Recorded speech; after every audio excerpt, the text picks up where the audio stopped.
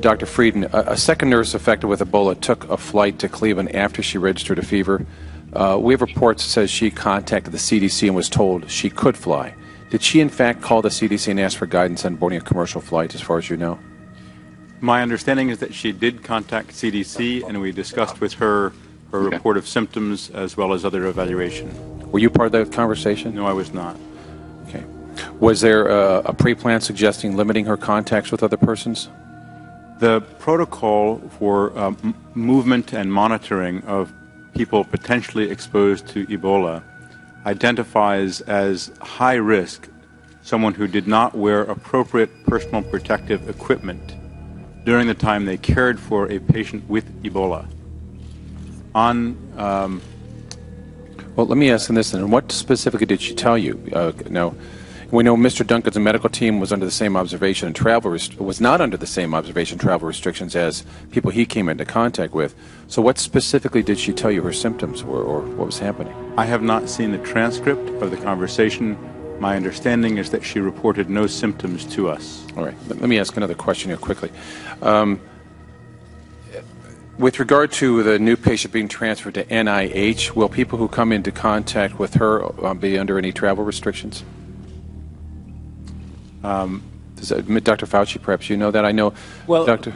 According to the guidelines, that the people who will be coming into contact with her will be physicians, nurses, and others who will be in personal protective equipment, and therefore they are not restricted. Why is she being transferred to NIH and away from Texas? To give the state-of-the-art care in a containment facility of highly trained individuals that are capable of taking care of her. Has her condition deteriorated or improved? No, it's not.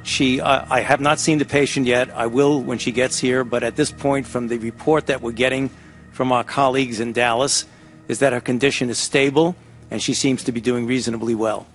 But I have to verify that myself when my team goes over. And if other people come to Dallas or somewhere else, will they also be transferred to NIH?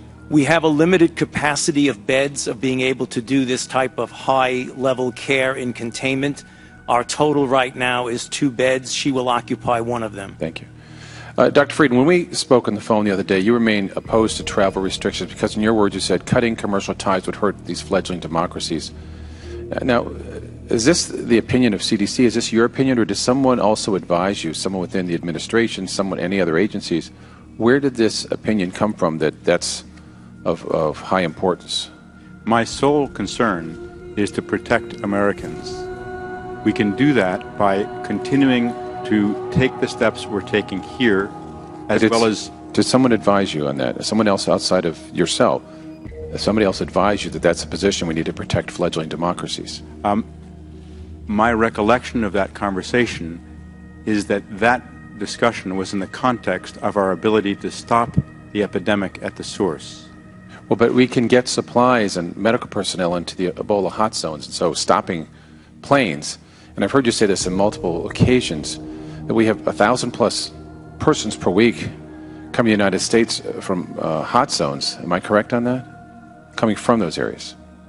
There are approximately 100 to 150 per day. Per day, okay.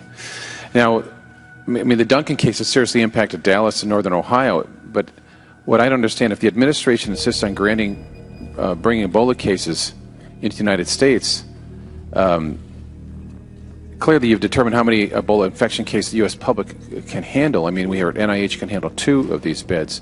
Do you know that number overall in this country, how many we can handle? Our goal is for no patients with I understand, Ebola but as long as we don't restrict travel and we're not quarantining people and we're not limiting their travel, we still have a risk. And so these issues of surveillance and containment, I don't understand. And this is the question the American public is asking. Why are we still allowing folks to come over here, and why, once they're over here, is there no quarantine? Our fundamental mission is to protect Americans. Right now, we're able to track everyone who comes in. But you're not stopping them from being around other people, Doctor. I understand that, and I have a high respect for you, but my concern is the American people says, but even so, they're not limited from travel. They're not quarantined for 21 days because they can still show up as symptoms. They can still bypass all the questions that Mr. Wagner referred to in the thermometers on there. So, and this is what happened with the nurse who went to Cleveland. So I'm concerned here, is this going to be your maintaining position of the administration that there will be no travel restrictions. We will consider any options to better protect Americans.